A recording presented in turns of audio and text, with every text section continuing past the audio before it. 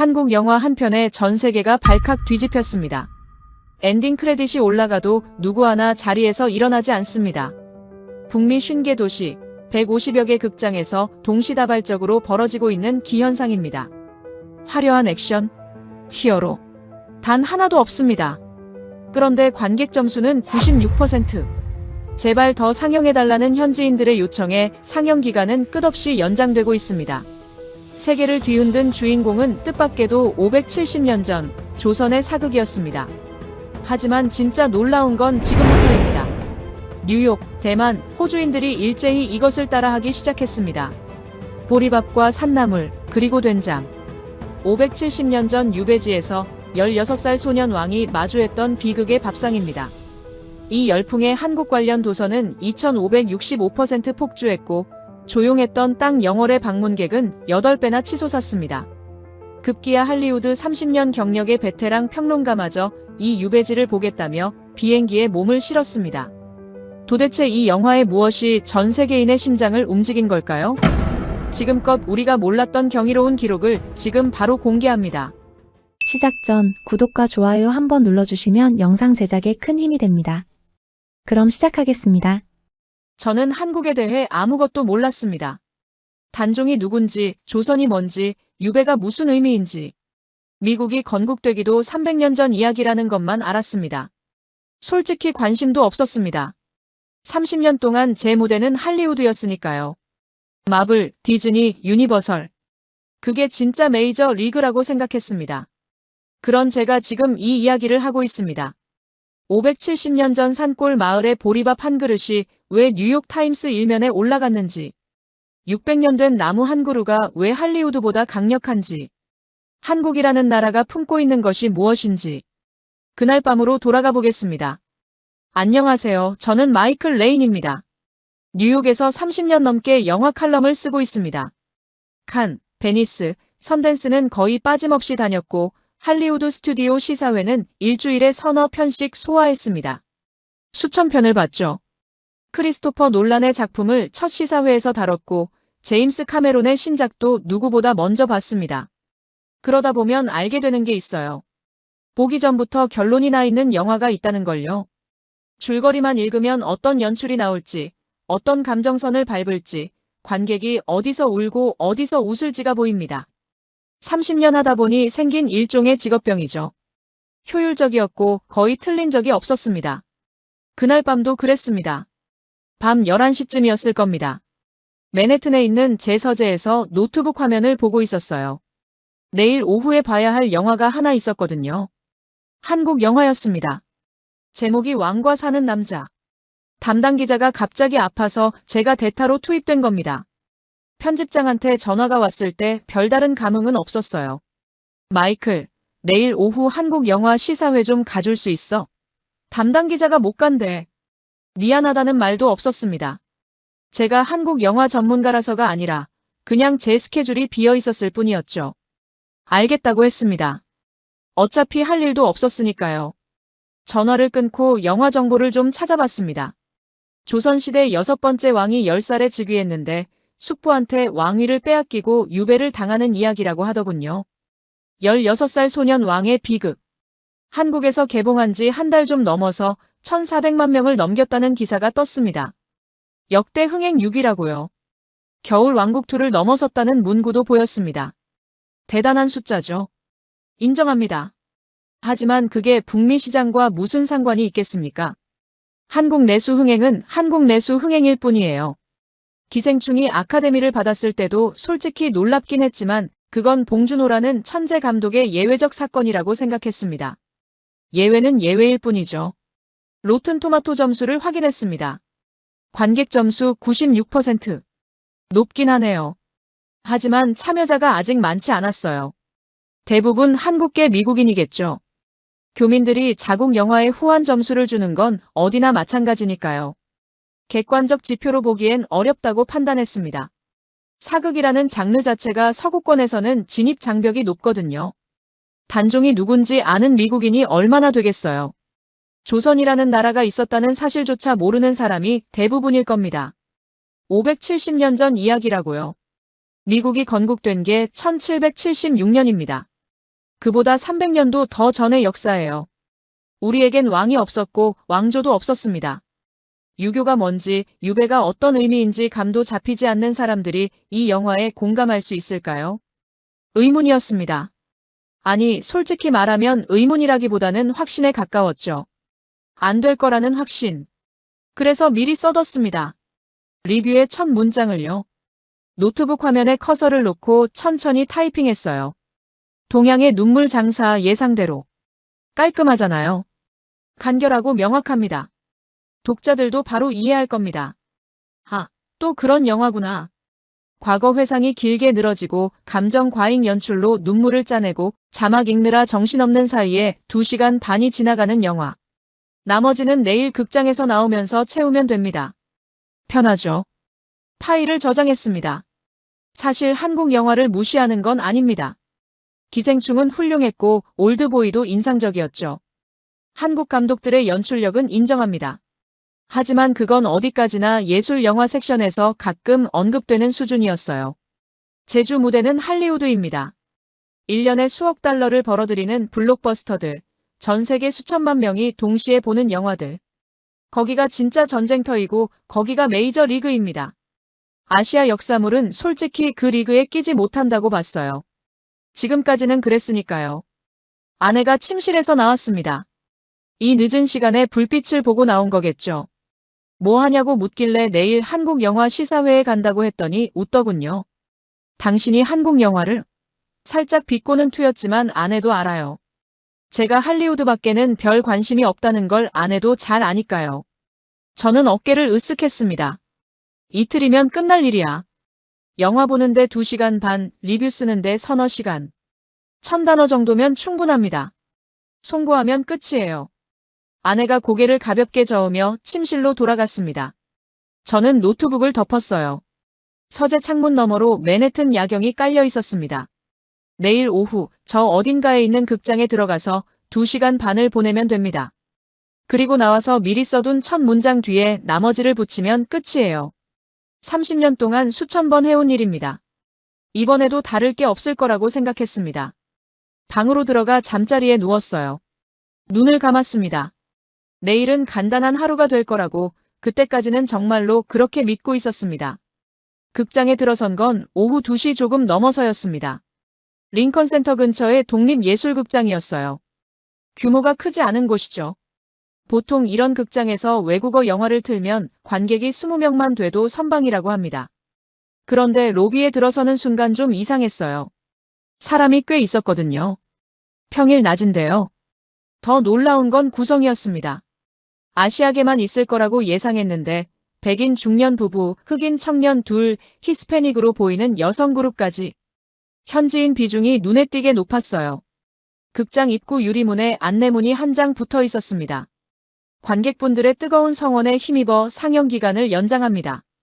원래 일주일 예정이었던 상영이 계속 늘어나고 있다는 내용이었죠. 한국 영화가요. 자막으로 봐야 하는 한국 사극이요. 좌석은 중간쯤으로 잡았습니다. 너무 앞도 뒤도 아닌 자리. 취재하기엔 딱 좋은 위치죠. 노트와 펜을 꺼내 무릎 위에 올려놨습니다. 어둠 속에서도 메모할 수 있게 작은 손전등도 준비했어요. 30년 넘게 몸에 밴 습관입니다. 주변을 둘러봤는데 좌석의 절반 이상이 차 있었습니다. 평일 오후 외국어 영화 상영관에서요. 고개를 갸우뚱했지만 깊이 생각하진 않았습니다. 어차피 2시간 반이면 끝나는 일이니까요. 불이 꺼지고 영화가 시작됐습니다. 한국어 대사가 흘러나왔어요. 당연히 한마디도 못 알아듣죠. 화면 아래 영어 자막이 떴습니다. 읽기 시작했어요. 건성으로요. 궁궐 장면이 나오고 정치적 음모가 펼쳐지고 누가 누군지 파악하느라 좀 정신이 없었습니다. 왕위를 빼앗는 숙부, 쫓겨나는 어린 왕, 복잡한 인물 관계들. 솔직히 처음 10분은 집중이 안 됐어요. 노트에 몇 자 적었습니다. 도입부 느림. 미국 관객에겐 낯선 설정. 그리고 시계를 한번 봤죠. 2시간 남았네. 그런데 화면이 바뀌었습니다. 궁궐이 사라지고 산골 마을이 나왔어요. 강원도 영월이라는 자막이 떴습니다. 그리고 남자 한 명이 등장했죠. 촌장이라는 인물이었습니다. 이 남자가 나오는 순간 영화의 공기가 완전히 달라졌어요. 어떻게 설명해야 할까요? 그는 엄청나게 역동적인 캐릭터였습니다. 쉴 틈 없이 움직이고 쉴 틈 없이 말하고 마을을 살리기 위해 쓸 수 있는 모든 수를 동원하는 사람이었어요. 유배된 귀족을 마을에 데려오면 식량도 들어오고 아들 공부도 시킬 수 있을 거라는 계산으로 일을 벌이는데 막상 데려온 사람이 폐위된 왕이에요. 원하던 그림이 아니죠. 하지만 이 남자는 멈추지 않습니다. 이 사람을 살려야 하고 먹여야 하고 문제가 터지지 않게 막아야 합니다. 항상 무언가를 시도하고 항상 무언가를 연기하는 사람. 그러면서도 그 안에 진심이 보이는 인물이었어요. 이상한 일이 벌어지고 있었습니다. 주변 관객들이 웃고 있었거든요. 같은 장면에서요. 한국어를 한마디도 모르는 사람들이 촌장의 행동에 반응하고 있었습니다. 웃음이 자연스럽게 터져나왔어요. 코미디인 줄 알았습니다. 비극이라고 들었는데 혼란스러웠죠. 하지만 그게 이 영화의 리듬이었습니다. 웃기다가 갑자기 먹먹해지고 따뜻하다가 불현듯 가슴이 저려옵니다. 그리고 밥상 장면이 나왔습니다. 마을 사람들이 왕을 위해 음식을 준비하는 장면이었어요. 화려하지 않았습니다. 그냥 소박한 밥상. 보리밥, 된장국, 나물 몇 가지. 그게 전부였어요. 어린 왕은 처음에 손을 대지 않았습니다. 왕이 평민의 밥을 먹는다는 게 받아들여지지 않았던 거겠죠. 하지만 촌장이 먼저 숟가락을 들었고 마을 사람들도 자연스럽게 자리에 앉았습니다. 그리고 함께 밥을 먹기 시작했어요. 카메라가 왕의 얼굴을 비추는데 그 배우의 눈빛에 숨이 멈췄습니다. 박지훈이라는 이름을 그때는 몰랐어요. 나중에 알게 됐죠. 왕으로서의 무게감과 아이 같은 순수함이 동시에 담긴 눈이었습니다. 처음으로 웃는 표정이었어요. 억지가 아니라 진짜 행복해 보이는 얼굴. 왕과 백성 사이에 놓였던 보이지 않는 벽이 밥 한 끼 사이로 허물어지는 순간이었습니다. 제 손이 멈춰 있었습니다. 펜을 쥐고 있었는데 메모를 못하고 있었어요. 언제부터 멈춘 건지 모르겠습니다. 자막을 읽고 있다는 사실도 잊어버렸더군요. 한국어를 한마디도 모르는 제가 화면 아래 글씨가 아니라 배우들의 얼굴만 보고 있었습니다. 그때 깨달았어요. 이건 제가 예상한 영화가 아니라는 걸요. 하지만 아직은 인정하고 싶지 않았습니다. 1시간이 지나고 있었습니다. 영화는 점점 깊어졌어요. 단종과 마을 사람들의 관계가 한 겹씩 쌓여가는 과정이 화면 위에서 천천히 펼쳐지고 있었습니다. 웃기다가 슬프고 따뜻하다가 먹먹하고 그 경계를 오가는 리듬에 완전히 빨려 들어간 상태였어요. 시계를 볼 생각조차 안 났습니다.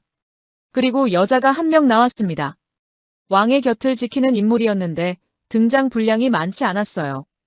대사도 한 줌 정도였을 겁니다. 그런데 이 배우가 화면에 있는 동안 공기가 달라졌습니다. 적은 대사 안에 켜켜이 쌓인 감정이 보였어요. 왕을 향한 충심, 체념, 그리고 그 밑바닥에 깔린 슬픔 같은 것. 단 몇 분의 등장으로 영화 전체의 밀도가 한 단계 올라간 느낌이었습니다.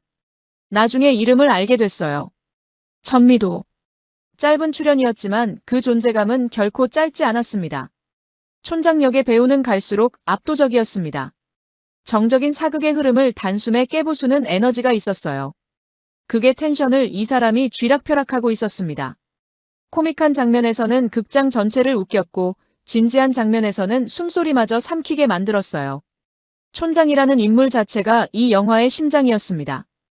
왕을 살리기 위해 모든 것을 걸면서도 그 안에 감춰진 인간적인 두려움과 따뜻함이 동시에 읽히는 연기. 이런 배우를 저는 할리우드에서 본 적이 없었습니다. 그리고 그 장면이 왔습니다. 촌장이 단종의 방 창문을 고치다가 나무살이 부러지는 소리를 듣는 순간이었어요. 큰 소리가 아니었습니다. 작은 나무 조각이 꺾이는 아주 가벼운 소리. 하지만 그 소리가 무엇을 의미하는지 촌장은 알고 있었습니다. 배우의 얼굴에 모든 것이 담겨 있었어요. 말 한마디 없이, 대사 한 줄 없이, 표정만으로 극장이 얼어붙었습니다. 제 주변에서 숨소리가 사라졌어요. 200명 가까운 사람들이 앉아 있었는데 아무 소리도 나지 않았습니다. 마지막 30분이 시작됐습니다. 단종이 죽음을 맞이하는 과정이었어요. 자막에 대사가 떴습니다. 절대 저들 손에 죽지는 않겠다. 16살 소년이 스스로 선택한 죽음이었습니다. 촌장에게 강을 건너게 해달라고 부탁하는 장면이 나왔어요. 처음 유배지에 왔을 때 뗏목을 타고 건넜던 바로 그 강. 같은 구도였습니다. 하지만 의미가 완전히 달랐어요. 이번에 강을 건너면 돌아오지 못한다는 것을 둘 다 알고 있었으니까요. 강물에 떠있는 작은 몸. 종이처럼 가벼운 시신을 촌장이 물속으로 뛰어들어 건져 올리는 장면. 제 손이 떨리고 있었습니다. 펜이 무릎에서 떨어졌어요. 춥지 않았습니다. 그냥 떨렸습니다. 화면만 봤습니다. 그리고 뭔가가 뺨을 타고 흐르는 게 느껴졌어요. 손을 갖다 대봤습니다. 젖어 있었습니다. 눈물이었어요. 언제부터 울고 있었는지 모르겠습니다. 자각하지 못한 채 울고 있었던 겁니다. 60년 가까이 살면서 영화를 보고 울어본 적이 손에 꼽을 정도인 사람이 한국어도 모르고 조선의 역사도 모르면서 울고 있었습니다. 엔딩 크레딧이 올라가기 시작했습니다. 극장이 조용했어요. 비정상적으로 조용했습니다. 보통은 크레딧이 뜨면 사람들이 일어나기 시작하거든요. 코트를 짚고 핸드폰을 확인하고 출구 쪽으로 움직이죠. 하지만 아무도 일어나지 않았습니다.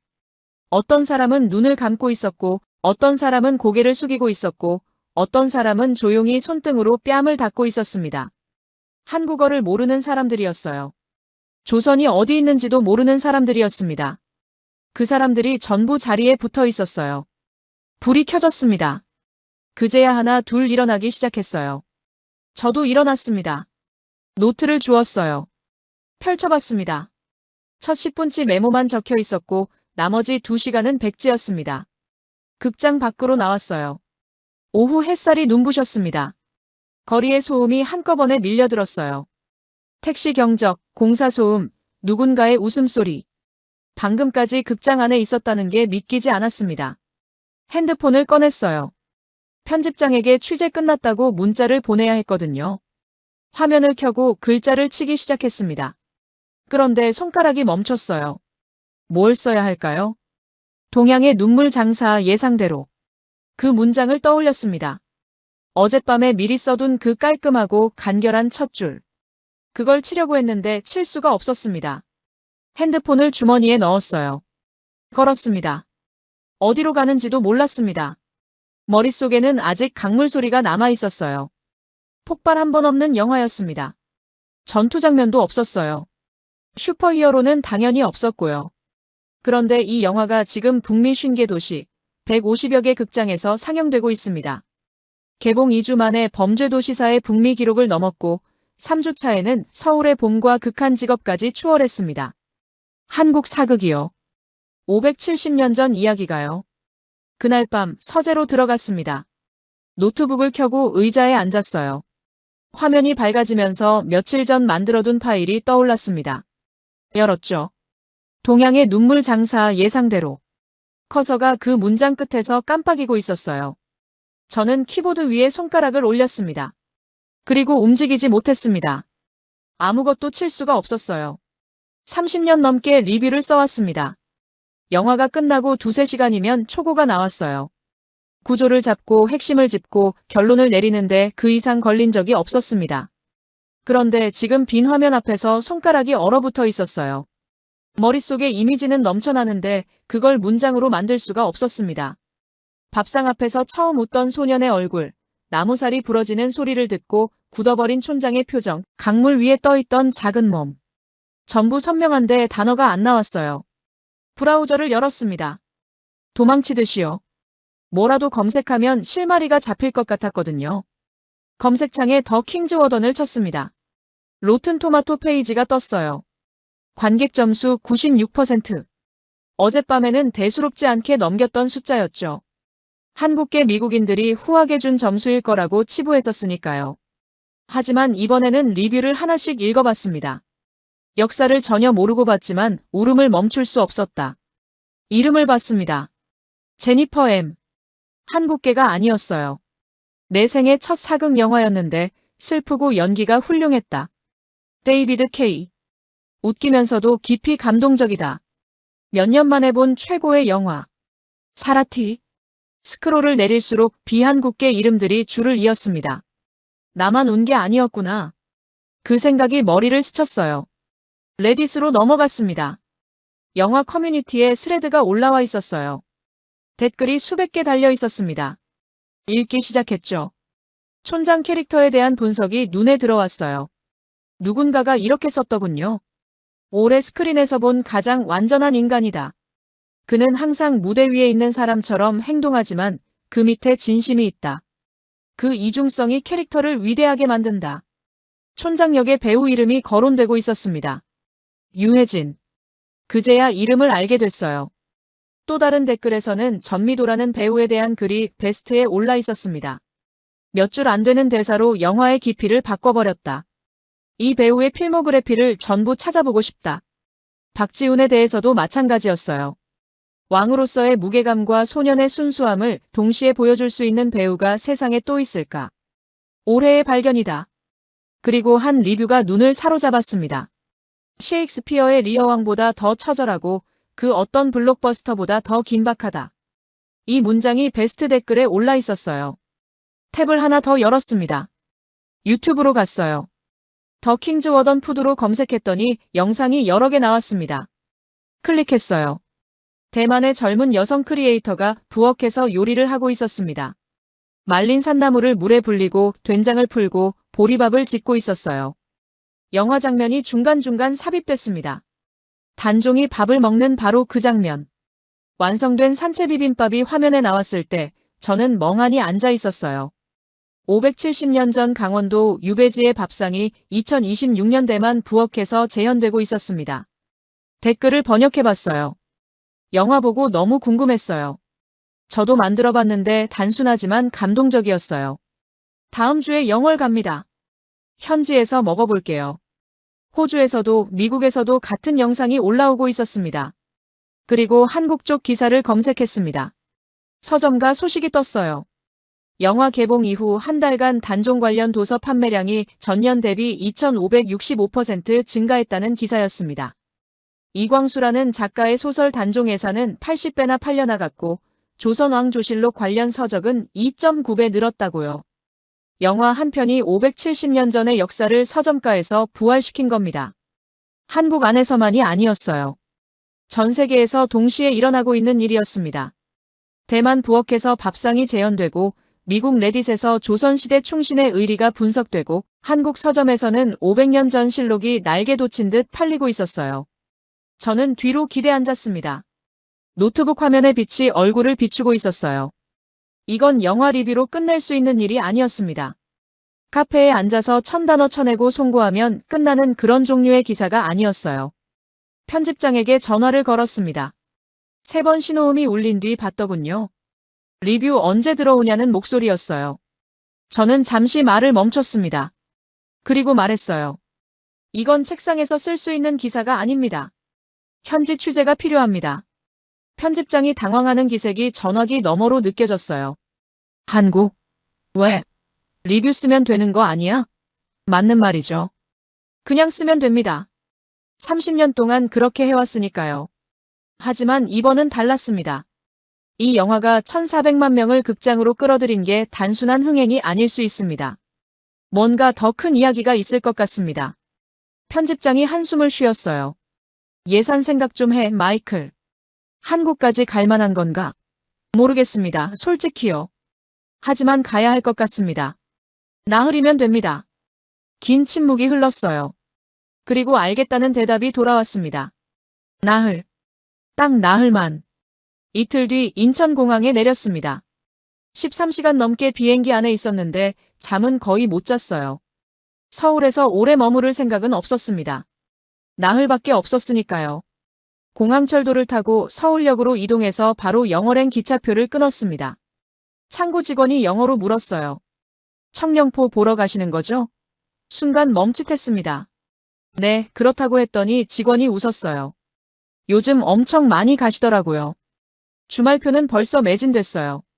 한국어를 한마디도 못하는 외국인이 영월행표를 사는 게 더 이상 낯선 풍경이 아니라는 투였습니다. 기차에 올라탔어요. 창가 자리에 앉았습니다. 출발하고 얼마 지나지 않아 풍경이 바뀌기 시작했어요. 빌딩이 줄어들고 산이 늘어났습니다. 콘크리트가 사라지고 나무가 채워졌어요.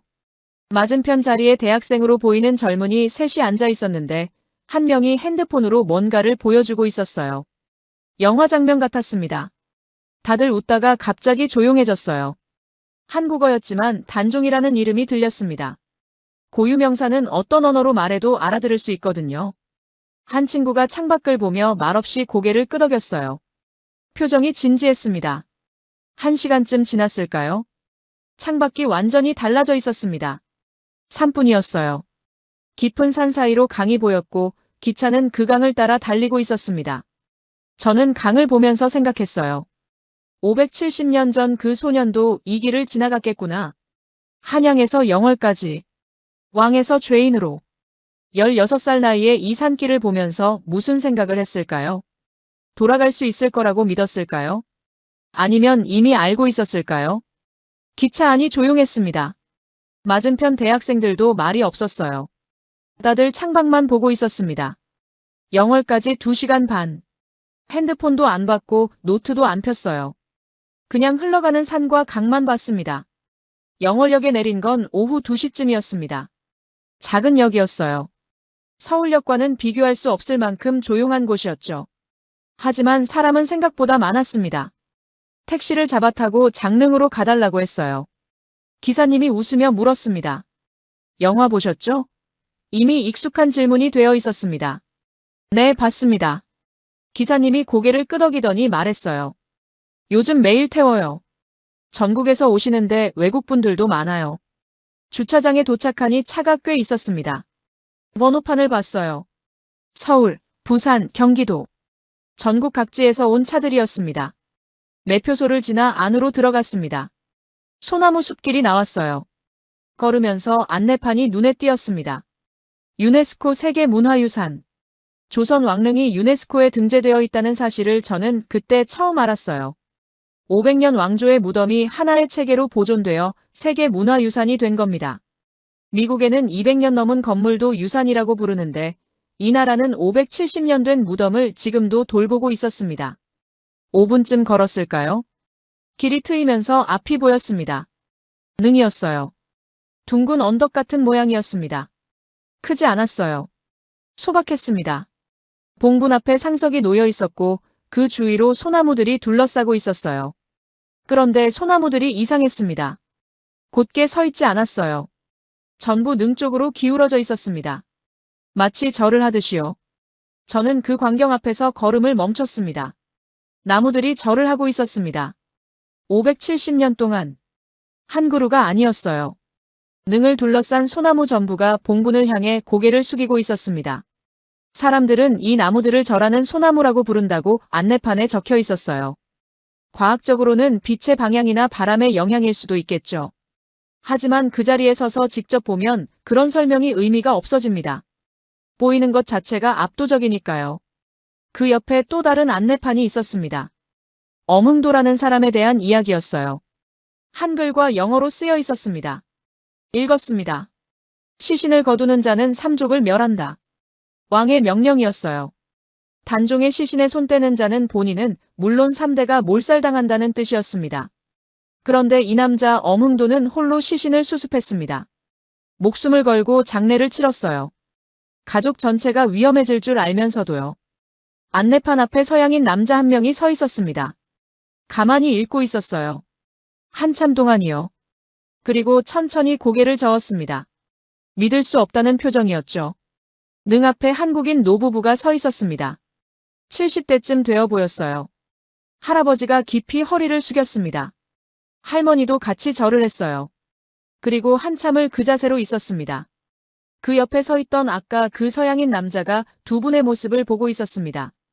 그리고 천천히 고개를 숙였어요. 누가 시켜서가 아니었습니다. 설명을 들어서도 아니었어요. 그냥 자연스럽게 그렇게 된 겁니다. 570년 전 목숨을 걸고 시신을 거둔 사람의 이야기가 언어도 통하지 않는 외국인의 고개를 저절로 숙이게 하고 있었습니다. 저는 주머니에서 수첩을 꺼냈습니다. 펜도 꺼냈어요. 뭔가 적으려고 했습니다. 수첩을 펼쳤어요. 그리고 멈췄습니다. 뭘 써야 할까요? 나무의 각도? 방문객 수?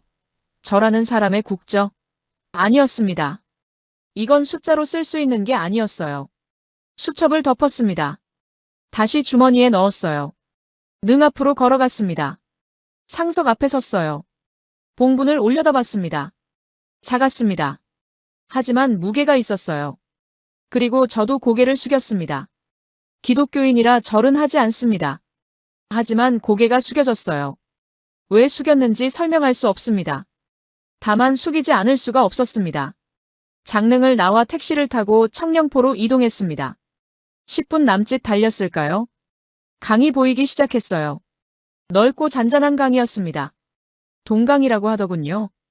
택시가 선착장 입구에 멈췄어요.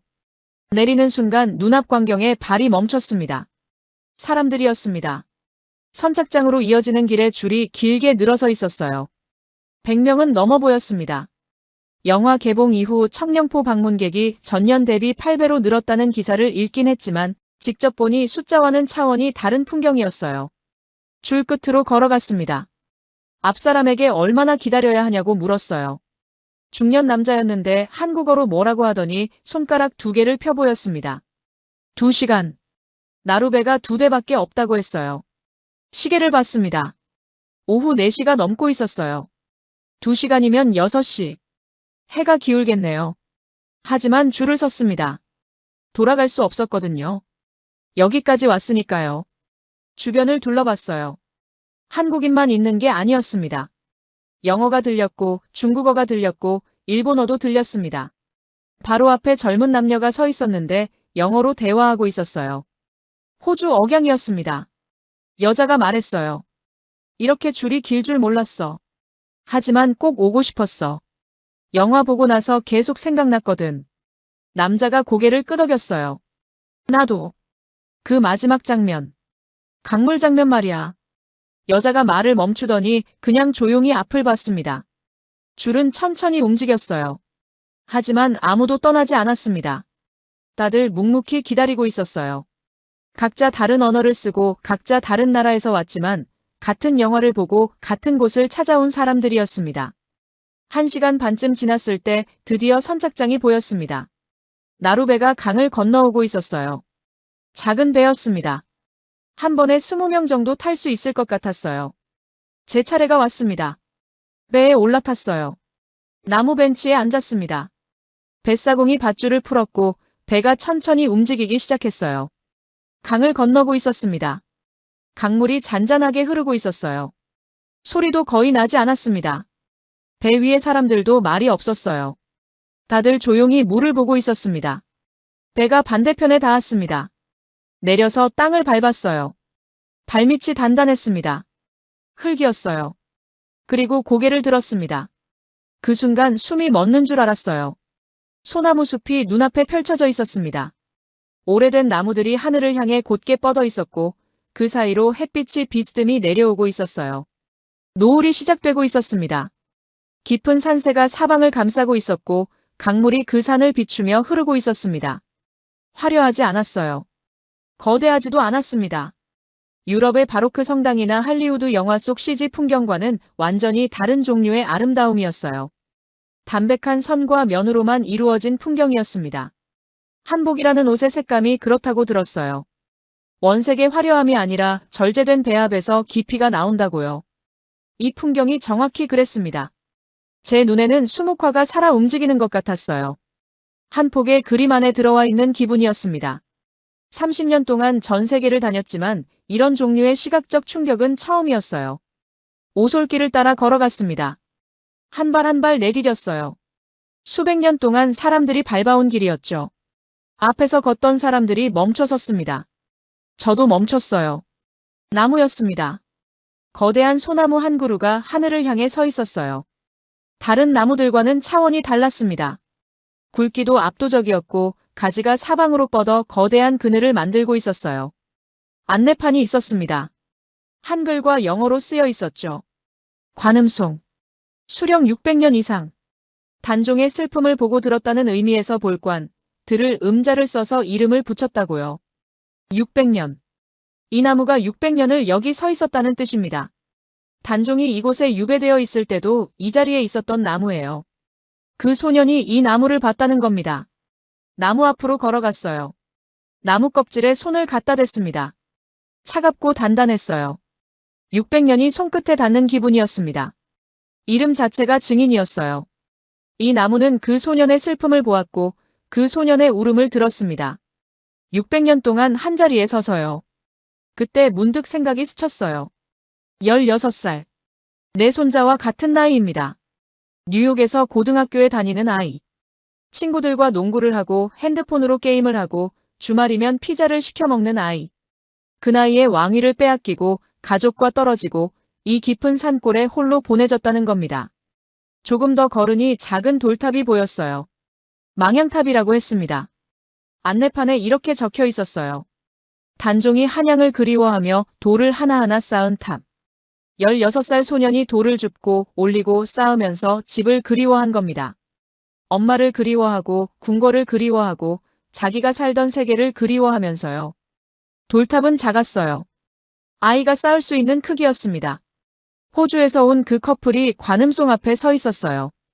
여자가 나무를 올려다보며 말했습니다. 600년. 믿어져? 남자가 대답했어요. 이 나무가 그 소년을 봤다는 거잖아. 여자가 조용히 고개를 끄덕였습니다. 아까 장릉에서도 느꼈지만 이 나라 사람들이 가진 정서가 있었어요. 어린 군주의 고결한 성품, 그를 지키기 위해 목숨을 건 백성들의 의리. 서구인인 제게는 생소한 유교적 가치관이었습니다. 하지만 이곳의 선이 극에 달리 읽혔어요. 부당한 권력 앞에서도 무너지지 않는 품위, 약한 존재를 끝까지 지키려는 사람들의 연대. 그건 유교라는 틀을 넘어서 인간이 가진 가장 숭고한 본능이었습니다. 국경이 의미 없어지는 감정이었어요. 저는 나무 아래 서서 하늘을 올려다봤습니다. 노을이 소나무 가지 사이로 스며들고 있었어요. 그 소년도 이 나무 아래서 하늘을 봤을 겁니다. 한양을 그리워하면서요. 돌아가고 싶다고 생각하면서요. 600년이 지난 지금 지구 반대편에서 온 제가 같은 자리에 서 있었습니다. 같은 나무 아래에서 같은 하늘을 보면서요. 청령포를 나왔습니다. 다시 나루배를 타고 강을 건넜어요. 선착장에 내려서 걸었습니다. 어디로 가야 할지 정하지 않았어요. 그냥 발이 가는 대로 걸었습니다. 머릿속이 정리가 안 됐거든요. 관음송의 거친 나무 껍질 감촉이 아직 손끝에 남아 있었고 장릉 소나무들이 기울어진 각도가 눈앞에서 사라지지 않았습니다. 5분쯤 걸었을까요? 작은 식당이 하나 보였어요. 한글로 뭐라고 쓰여 있었는데 읽지 못했습니다. 하지만 문 옆에 메뉴판이 붙어 있었고 사진이 있었어요. 비빔밥 사진이 보였습니다. 들어갔어요. 안은 아담했습니다. 테이블이 대여섯 개 정도 있었고 절반쯤 차 있었어요. 빈자리에 앉았습니다. 할머니 한 분이 나오셨어요. 60대 후반쯤 되어 보이셨습니다. 메뉴판을 건네주셨는데 한글이라 읽을 수가 없었어요. 사진을 보고 손가락으로 가리켰습니다. 산채 비빔밥으로 보이는 것과 국물 요리 하나. 다슬기국이라는 것을 나중에 알았습니다. 할머니가 고개를 끄덕이시더니 영어로 한마디 하셨어요. 영화 봤어요? 네, 봤습니다. 할머니가 웃으셨습니다. 단종이 드시던 음식이에요. 그렇게 말씀하시고 주방으로 들어가셨어요. 창밖을 봤습니다. 어둑어둑해지고 있었어요. 청령포 쪽 산이 실루엣으로 보였습니다. 아까 건넜던 강물이 저녁빛을 받아 어둡게 반짝이고 있었어요. 10분쯤 지났을까요? 음식이 나왔습니다. 돌솥에 담긴 비빔밥과 뚝배기에 담긴 국이었어요. 할머니가 테이블에 내려놓으시면서 말씀하셨습니다. 옛날부터 이렇게 해먹었어요. 산에서 나는 것들로요. 화려한 건 없어요. 그냥 이렇게요. 비빔밥을 내려다봤습니다. 정말 화려하지 않았어요. 보리밥 위에 말린 산나물 몇 가지가 올라가 있었고 된장과 고추장이 한쪽에 놓여 있었습니다. 그게 전부였어요. 뉴욕에서 먹어본 어떤 요리와도 달랐습니다. 재료가 서너 가지밖에 안 되는 밥이었어요. 숟가락을 들었습니다. 비비기 시작했어요. 밥과 나물이 섞이면서 고추장의 붉은색과 된장의 갈색이 어우러졌습니다. 첫 숟가락을 떴어요. 입에 넣었습니다. 맛이 퍼졌습니다. 단순한 맛이었어요. 복잡하지 않았습니다. 곡식의 맛, 나물의 맛, 된장의 맛, 산에서 나는 것들의 맛이었어요. 삼켰습니다. 그리고 멈췄어요. 뭔가가 목구멍을 타고 내려가는 게 느껴졌는데 음식만이 아니었습니다. 뭔가 더 큰 것이 함께 내려가는 기분이었어요. 570년 전에도 누군가 이 밥을 지었을 겁니다. 산에서 나무를 캐고 보리를 씻고 된장을 풀어서요. 궁중수라상 같은 건 차릴 수 없었겠죠. 가진 게 없었으니까요. 그냥 산에서 나는 것들로 있는 것들로 정성껏 차린 밥상. 왕이었던 소년 앞에 백성이 내놓을 수 있는 전부였을 겁니다. 그리고 그 소년은 결국 그 밥을 먹었을 거예요. 영화에서 본 것처럼 처음에는 손을 대지 않았겠죠. 왕의 자존심이었을 수도 있고 낯선 세계에 대한 거부감이었을 수도 있습니다. 하지만 촌장이 먼저 숟가락을 들고 마을 사람들이 자연스럽게 자리에 앉고 함께 밥을 먹기 시작했을 때 그 순간 왕과 백성 사이에 있던 벽이 허물어졌을 겁니다. 밥 한 끼가 허문 거예요. 화려한 수라상이 아니라 보리밥과 나물이 허문 겁니다. 다슬기국을 한 숟가락 떴습니다. 맑고 구수한 국물이었어요. 담백했습니다. 60년 넘게 살면서 온갖 레스토랑을 다녀봤습니다. 미슐랭 스타를 받은 곳도 가봤고 유명 셰프가 만든 코스 요리도 먹어봤어요. 수백 달러짜리 와인도 마셔봤습니다. 하지만 이 밥 한 그릇이 달랐어요. 왜냐고요? 이 밥에는 570년의 무게가 실려 있었기 때문입니다. 570년 전에도 같은 땅에서 같은 재료로 같은 방식으로 만들었을 밥. 그 연결감이 맛을 바꾸고 있었어요. 밥 한 그릇이 역사책이 된 기분이었습니다. 돌솥 바닥까지 깨끗하게 비웠어요. 다슬기국도 남기지 않았습니다. 계산을 하고 밖으로 나왔어요. 밤이었습니다. 고개를 들었더니 별이 보였습니다. 뉴욕에서는 볼 수 없는 별들이었어요. 맨해튼의 네온사인과 빌딩 불빛 아래서는 상상도 할 수 없는 하늘이었습니다. 별이 쏟아지고 있었어요. 저는 한참 동안 그 하늘을 올려다봤습니다. 그 소년도 이 별을 봤을까요? 청령포 나무 아래서 한양을 그리워하면서 이 하늘을 봤을까요? 다음 날 아침 인천공항으로 향했습니다. 비행기 안에서 13시간을 보냈어요. 잠은 또 못 잤습니다. 뉴욕에 도착해 집으로 들어갔어요. 아내가 어땠냐고 물었습니다. 좋았다고만 했어요. 서재로 들어갔습니다. 노트북을 켰어요. 화면이 밝아졌습니다. 며칠 전에 만들어뒀던 파일을 열었어요. 커서가 깜빡이고 있었습니다. 그 문장이 아직 거기 있었어요. 동양의 눈물 장사 예상대로. 저는 그 문장을 보면서 웃음이 나왔습니다. 쓴웃음이었어요. 마우스를 움직였습니다. 전체 선택. 삭제. 화면이 하얗게 비었습니다.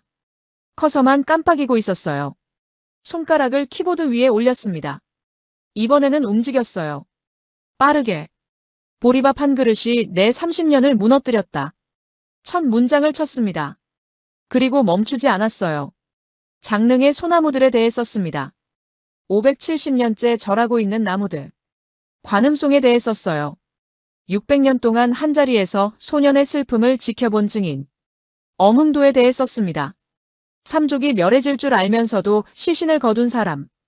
그리고 보리밥에 대해 썼어요. 570년 전과 똑같은 방식으로 같은 재료로 만든 밥 한 그릇의 무게에 대해서. 새벽 4시가 됐습니다. 화면에 글자가 빼곡하게 차 있었어요. 한 번 읽고 2번 읽었습니다. 고칠 곳이 없었습니다. 편집장에게 이메일을 보냈어요. 원고 첨부. 전송. 노트북을 덮었습니다. 창문을 열었어요. 새벽 공기가 들어왔습니다. 맨해튼 불빛이 아직 켜져 있었어요. 하지만 제 눈에는 영월의 밤하늘이 겹쳐 보였습니다. 별이 쏟아지던 그 하늘이요. 다음 날 아침 9시에 전화가 울렸습니다. 편집장이었어요. 4시간도 못 자고 잠결에 받았습니다. 목소리가 들렸어요. 마이클, 이거 진짜야? 네. 이 기사 진짜 당신이 쓴 거 맞아? 눈을 떴습니다. 천장을 봤어요. 네, 제가 썼습니다. 편집장이 잠시 말이 없었습니다. 그리고 말했어요. 일면에 싣겠다. 문화 섹션. 일면이요? 30년 동안 당신 기사 본 중에 이번이 제일이야. 전화가 끊겼습니다. 그날 저녁 기사가 나갔습니다. 문화 섹션 일면이었어요. 제목은 간단했습니다. 보리밥 한 그릇이 내 30년을 무너뜨렸다. 부제가 붙어 있었죠. 한국 영화 왕과 사는 남자가 보여준 것 예산이 아니라 시간이 만든 영화. 그날 밤부터 반응이 왔습니다. 이메일이 쏟아졌어요. 독자들이었습니다. 기사 읽고 바로 표 끊었습니다. 이번 주말에 봅니다. 영월이 어디 있는지 찾아봤어요. 한국 가면 꼭 가보고 싶습니다. 산채 비빔밥을 어디서 먹을 수 있나요? 사흘이 지났습니다. 편집장한테 또 전화가 왔어요. 마이클, 이거 봤어? 뭘요? 구글 트렌드. 영월 검색량이 300% 올랐어. 미국에서. 지난주 대비로. 진짜요? 그리고 한국관광공사에서 연락 왔어. 고맙다고. 저는 전화를 끊고 창밖을 봤습니다. 뉴욕이었어요. 맨해튼 거리였습니다. 저 어딘가에서 사람들이 570년 전 조선 유배지의 밥을 검색하고 있었습니다. 대만에서, 호주에서, 미국 곳곳에서 크리에이터들이 산채 비빔밥을 재현하는 영상이 올라오고 있었어요. 보리밥에 말린 산나물, 된장. 570년 전 강원도 유배지의 밥상이 2026년 전 세계 부엌에서 만들어지고 있었습니다. 한국 서점에서는 단종 관련 도서 판매량이 2565% 급증했고 단종 예사라는 소설은 80배나 팔려나갔다는 소식도 들렸어요. 영화 한 편이 570년 전의 역사를, 음식을, 기억을 전 세계로 퍼뜨리고 있었습니다. 이 영화는 왕의 남자, 광해, 명량에 이어 역대 4번째 사극천만 영화가 되었습니다. 한국 영화 역대 흥행 6위에 올라 겨울 왕국이를 밀어냈어요. 디즈니가 전 세계 마케팅 비용을 쏟아부어 만든 할리우드 애니메이션을 조선시대 16살 소년 왕의 이야기가 넘어선 겁니다. 북미에서도 범죄도시사, 서울의 봄, 극한 직업의 기록을 모두 추월했고요. 자막을 읽어야 하는 한국 사극이 할리우드의 심장부에서 그 기록을 세운 겁니다. 한 달 뒤 아내와 함께 극장에 갔습니다. 제가 처음 봤던 바로 그 극장이었어요. 평일 저녁이었는데도 사람이 꽤 있었습니다. 영화가 시작됐어요. 저는 2번째였고 아내는 처음이었죠. 하지만 또 울었습니다. 밥상 장면에서, 나무살 부러지는 장면에서, 강물 장면에서. 아내도 울고 있었어요. 엔딩 크레딧이 올라가고 극장을 나왔습니다. 아내가 말했어요. 내년 봄, 그 나룻배 같이 타자. 저는 고개를 끄덕였습니다. 그날 밤 서재에 앉아 독자 메일을 확인했어요. 하나를 열어봤습니다. 마이클 씨, 기사 읽고 영화 봤습니다. 그리고 한국행 티켓을 샀습니다. 5월에 갑니다. 600년 된 나무를 보고 싶습니다. 서명은 제니퍼라고 되어 있었어요. 저는 답장을 썼습니다. 영월에 가시면 장릉부터 가보세요. 소나무들이 570년째 절하고 있습니다. 그리고 청령포 근처 식당에 들르세요. 산채 비빔밥을 드세요. 화려하지 않습니다. 하지만 무게가 있습니다. 전송 버튼을 눌렀어요. 노트북을 덮었습니다. 창문을 열었어요. 밤 공기가 들어왔습니다. 할리우드는 세트를 짓고 CGI로 숲을 만들 수 있습니다. 수억 달러를 들여 왕국을 재현할 수도 있어요. 하지만 600년 된 관음송은 만들 수 없습니다. 570년째 능을 향해 기울어진 소나무도 만들 수 없어요. 억울하게 죽은 소년을 200년 뒤에 복권시키고 능을 세워준 민족의 마음은 더더욱 만들 수 없습니다. 조선 왕조 500년의 기록을 실록에 남기고 570년이 지나도 그 슬픔을 잊지 않고 영화로 만들고 밥상으로 기억하고 나무로 전하는 사람들. 가장 한국적인 서사가 지금 전 세계를 울리고 있습니다. 그것은 예산의 문제가 아니었어요. 한 사람을 570년 동안 기억하는 힘.